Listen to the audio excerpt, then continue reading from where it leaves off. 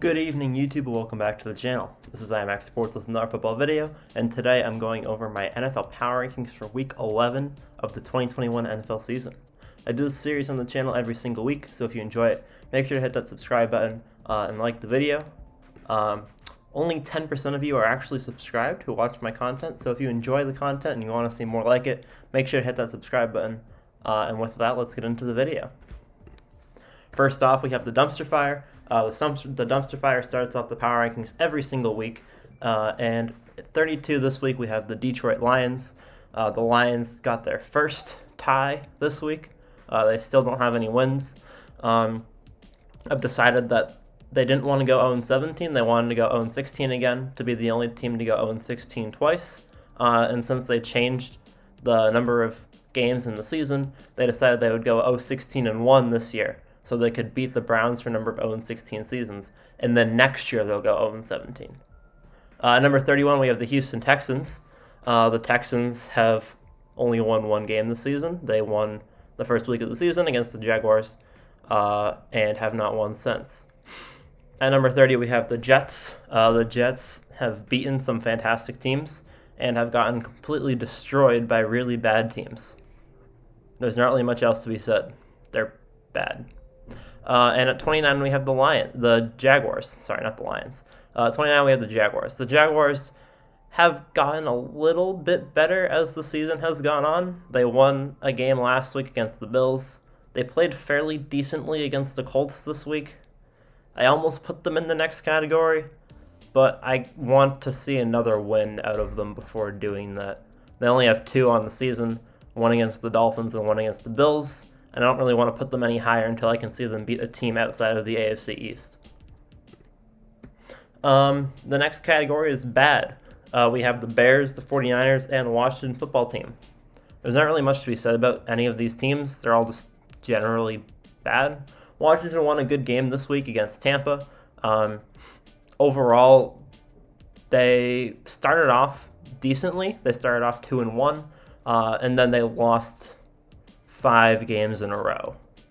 And then they finally broke that streak this week, beating Tampa. So I think that this game was a fluke. I don't expect them to keep winning a lot for the rest of the season. As for the Bears, they started off fairly decently as well, like the Washington football team, and since have been completely demolished multiple weeks in a row by everyone. At 27, we have the 49ers. And the 49ers, a lot of people thought they're going to be really good this year. I thought they're going to be really good. I thought they're going to go 9-8 this year. That was my prediction. They haven't lived up to expectations. They've been injured, much like last year, and those injuries have been insurmountable for their team. Not their year, we have the Seahawks, the Dolphins, the Falcons, and the Giants. These are teams that have potential, but it just isn't their year. At 25, we have the Seahawks. Russell Wilson has been out for 5 weeks now. He just got back this week, and the game did not go well. It was Russell Wilson's first shutout of his career. I was expecting the Seahawks to play well in this game. I thought it would be a close, high-scoring game. It wasn't. And I feel really bad putting Russell Wilson below Miami, but the Seahawks, actually, I kept them like in the low teens for a while, thinking when Russell Wilson came back, they were going to click. I know that it was his first week back, but that was atrociously bad. At 24, we have the Dolphins. The Dolphins just got a win over the Ravens. Haven't been great most of the season, but the last couple of weeks they've played well. They played Buffalo really tough. They played the Ravens this week and won. Their defense has been improving, and now they just need to sign Drew Brees and Todd Gurley, and they'll be all set. At 23, we have the Atlanta Falcons. The Falcons, it doesn't seem like it's ever the Falcons' year, to be honest. They always seem like they have a team that can do well, and then they just don't. Whenever they have a good game, like last week when they won against the Saints, they always follow it up with a loss by 40 to the Cowboys. So the Falcons just can't seem to get more than one win in a row. And I feel really bad for them because a lot of times, like, they play really well and then the next week they just don't. And it's just too bad. And I feel really bad for Matthew Stafford because a lot of his career has been wasted by bad defense. But anyways, sometimes it is his fault. Like this week, he played very poorly. But a lot of times Matthew Stafford plays really well and the defense just destroys them. At 22, we have the Giants. The Giants have been up and down this season, getting some really good wins against namely the Raiders and the Saints. But generally speaking, it's been mostly down. The next category is the outside contenders. We have the Broncos, the Eagles, and the Panthers. I had the Broncos slightly higher than this last week because of their win over the Cowboys, but as most people expected, that was a fluke. The Broncos played a very strong game against the Cowboys last week, but then this week they both went back to doing their thing. The Broncos lost their first game to a team under 500, to the Eagles, and the Cowboys just completely destroyed the Falcons and stopped any hope of playoff chances for them. Not really, they still have playoff chances, but they really put them on a bad path. The Broncos this season have only beaten Washington, the Jets, and the Jaguars, and another really bad team, and then the Cowboys. The Cowboys are the only team they've beaten with more than 2 or 3 wins, which is insane to me, but the Broncos are just way too inconsistent. I don't see them continuing winning many more games for the rest of the year. They'll probably end 8-9, 7-10, 9-8, somewhere around there. The Eagles have played really well the past few weeks. They beat the Broncos this week. They only lost by 3 to the Chargers last week in a very close shootout. And the week before, they absolutely demolished the Lions. So the Eagles actually haven't been playing bad recently. Their offenses looked fairly decent all season, and their defense has just had a few bad games. They're 3-6. They're 3-6 right, 4-6 right now. Sorry, and I can see them improving in the future. And at 19, we have the Panthers. The Panthers started off the season very strong. Then they lost a bunch of games in a row, and now this week they acquired Cam Newton again. He wasn't the starter for this game. PJ Walker was the starter, but Cam Newton still ended up with 2 touchdowns, 1 passing and 1 rushing. And I expect him to be the starter next week once he's gotten adjusted to the offense, since he was only signed a few days ago. But they still wanted to get him into the game plan, which I think was a very smart idea. They played Colt McCoy. A lot of people are going to say the Panthers should be higher because they beat the Cardinals.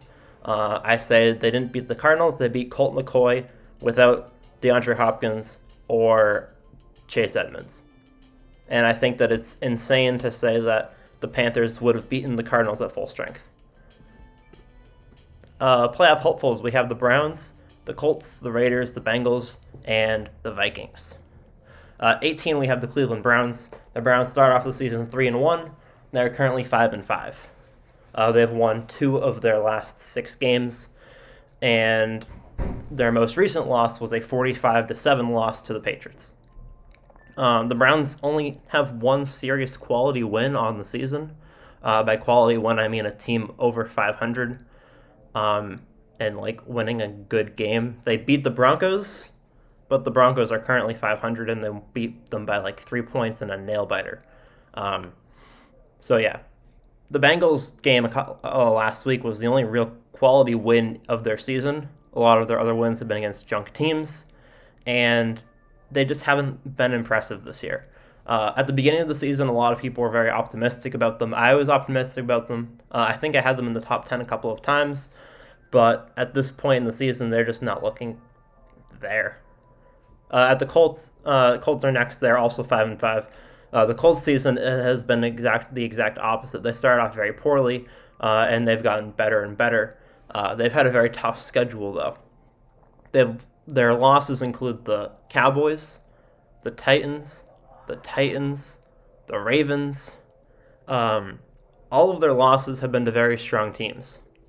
The Colts, generally speaking, have beaten all of the teams that they should have beaten.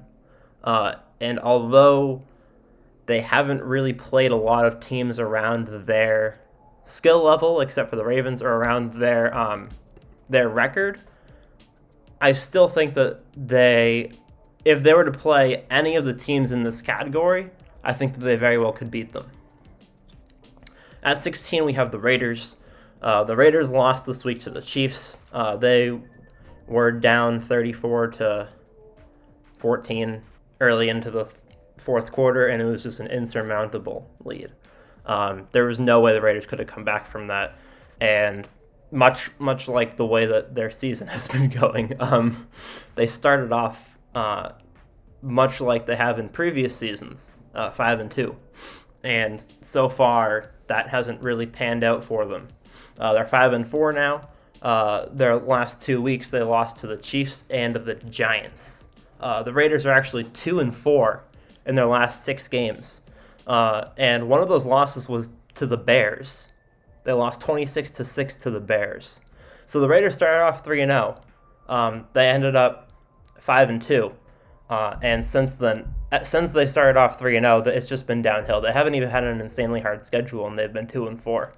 So, although the Raiders always look very strong at the beginning of the season, this seems to be a similar trend where they just fizzle out towards the end. At 15, we have the Bengals. The Bengals have played some really strong games and some really bad games. Their last 2 games were against the Browns and the Jets. They lost both of those. Yes, they lost to the Jets. And the Browns game was abhorrently bad. So the Bengals just are on a bad streak right now. I don't know if that will continue next week. We'll see. They play the Raiders. So 15 and 16 play each other next week. That'll tell us a lot about where these teams are currently. And at 14, we have the Vikings. A lot of people are going to get mad at me for having the Vikings at 14. I say the Vikings had their first chance at a quality win this week, and they got it. Most of their schedule has been... They're the only team in the entire NFL that has not lost by more than 1 score. And they've had an insanely hard schedule. They lost to the Cardinals by 1. They lost to the Ravens by 3. They lost to the Cowboys by 3. They lost to the...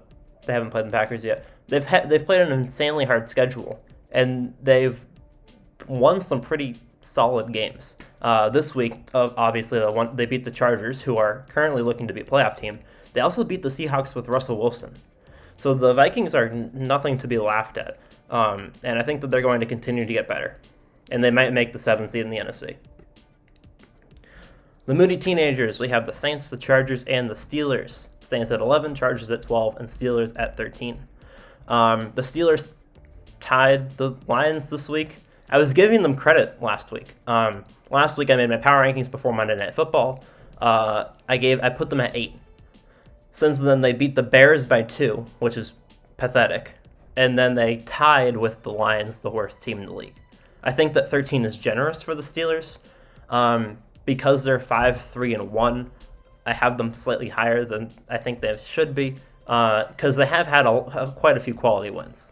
I'll give them that. They beat the Browns, they beat the Bills, they beat the Raiders. They've had some quality wins. The Chargers are at 12. Their last few weeks have been bad. They lost to the Patriots. They lost this week to the Vikings. They barely beat the Eagles. They just haven't been playing good football the past few weeks. And until they start turning it around, I don't think they'll be in the top 10 anytime soon. We have the Saints at 11. The Saints are currently 5-4, and their season has been weird. At 5-4, you would think that they would have beaten a lot of bad teams and lost to a lot of good teams, but that's absolutely not the case. They win in almost every game they play against good teams, and they lose in almost every game they play against bad teams. They're 2-3 against teams below 500, and they're 3-1 against teams above 500. That one being this week, when they lost. So the Saints are way too inconsistent. You don't know on any given Sunday. This is the only team where literally you have no idea whether or not they're going to completely ball out or bomb. And with Trevor Siemian at quarterback, I can't put them in the top 10. Playoff favorites, we have the Ravens, Chiefs, Patriots, and Buccaneers. All of these teams are currently within half a game. They're all either 6-3 or 6-4. The reason why the Chiefs and the Patriots are above the Ravens is because the Chiefs and the Patriots have just been playing better more recently. In the last 4 weeks, the Patriots are 4-0. They started off 2-4 in the season. They're currently 6-4. and they have a plus 100 point differential in those 4 games. They've outscored their opponents 150 to 50, and they haven't even had that easy of a schedule. The last 3 weeks they've played the Panthers, the Chargers, and this week they played the Browns, and those are all solid teams. The Chiefs start off 2-3. Patriots start off 2-4. They're both currently 6-4, and the Chiefs played a very strong game against the Raiders this week. The reason why the Patriots are currently above the Chiefs is because the Patriots are more consistent. The Chiefs played a rough game last week against the Packers' backup quarterback with their practice squad defense. They didn't play very well against the Giants, and the week before the Giants game, they lost. And the Chiefs just haven't been as consistent this season, but we saw a glimpse of Patrick Mahomes coming back this week, and I thought that they deserved to be in the top 10 after this game. The Ravens are at 10 because they started off 5-1. They're currently 6-4. So they've won 1 of their last 4 games, and their schedule hasn't been extremely hard. They got demolished by the Bengals. They lost this week to the Dolphins. They just haven't been playing fantastic football. And Tampa, very similar. Tampa started off 6-1, and they're currently 6-4. Tampa this week lost. So the last 2 weeks, they've lost to the Saints, a very inconsistent team, and they lost this week to the Washington football team. I was very tempted to put Tampa lower than 7, but I just can't right now. I need to see Tampa play really bad because the Buccaneers, to be fair, did beat the Patriots. It was a very close game, but to be fair, they did beat them. And I need to see Tampa play a really bad game before I put the Super Bowl winners of last year much lower than 7. They did start off the season very strong, and they look to be one of the strongest teams in the NFC currently, but they haven't been playing up to expectations the last few weeks. At 6, we have the Bills. At 5, we have the Cowboys, and at 4, we have the Rams. I think that the top 6, generally speaking, is going to be pretty similar for most people. The Bills played a really bad game against the Jaguars last week, but this week they came back and they played a very strong game against the Jets. Same thing with the Cowboys. They played a really poor game last week against Denver. This week they came back and they won in an absolute demolition of the Falcons. Both of those two teams, I bumped them down a little bit last week. They're back up this week because they showed me that they're still their teams. They only had 1 down week. The Rams haven't played yet this week. They play tomorrow night. Not much to be said. I expect them to win. If they don't win, they'd probably go down to 6. Not much to be said. They've been a pretty solid team. They only have 2 losses. And in the NFL's elite, we have the Cardinals, the Packers, and the Titans. I think, generally speaking, most people think that these are the 3 best teams in the league. The order might vary. The reason why I have Tennessee at number 1 is because Tennessee has been by far the best team in the league the last 6 weeks. They're 6-0. They played some very impressive games. They beat the Bills. They beat the Rams. They started off the season 2-2. They're currently 8-2. All 3 of these teams are 8-2. The Packers are number 2, not number 1, because last week I know they had their backup quarterback, but they did lose to Kansas City. And I think it's very likely that if the Packers and the Cardinals haven't had the injuries that they've had, they would be at 1-2 right now. But Tennessee also lost Derrick Henry, and they're still playing phenomenal football without Derrick Henry. They still beat the Rams. They still beat the Saints. And so although the Cardinals and the Packers have had their fair share of injuries the past few weeks that have accounted for 1 Packers loss and 2 Cardinals losses, the Titans have been able to win over the last 6 weeks, even with their injuries. Injuries to Julio Jones, injuries to Derrick Henry, injuries to their defense. So yeah, Titans, I think, in my opinion, are clearly the best team in the league right now. And the Packers and Cardinals are clearly 2 and 3. And then there's a major gap of talent between the Cardinals and this category. So yeah, those are my power rankings for Week 11. I hope you guys enjoyed. Make sure to leave a like if you enjoyed the video. Subscribe to the channel if you are new. I do videos like this all the time. And yeah, thank you guys for watching. I'll see you guys all in the next one. Peace.